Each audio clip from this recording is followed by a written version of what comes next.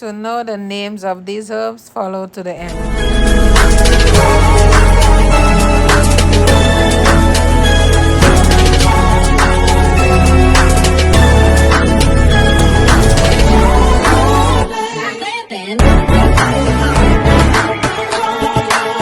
Comment, like, subscribe. Good morning, guys.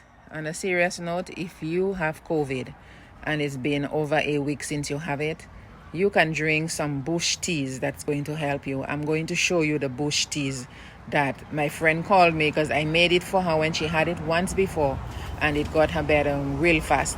So she's asking for the tea this morning. Now I could not make it because I'm busy, because I'm late, already getting late for work. So I'm going to show you the teas that she can make.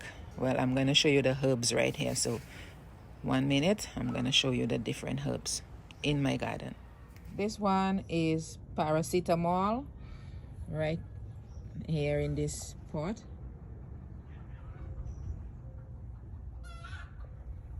Let's go back here. I'll show you the other one.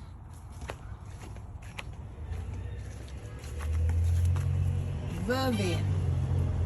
This is vervain. People call it verivine, and some people call it verven.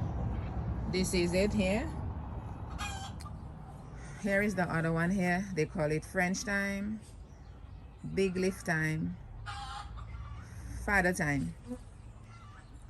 And also you can add your ginger, garlic, cinnamon, and turmeric. So this is the portion I'm bringing to her, so she'll have enough to make more than one tea. So you have the vervain here. So the people that told me they don't know what the vervain looks like, this is vervain. Paracetamol. Here. I have another few pieces here. I gave her a piece so she could plant it. That's the paracetamol. And here you have the French thyme. French thyme, father thyme, big leaf thyme, whatever you want to call it, this is it here. These are the herbs I have in my garden that she can use to make the teas.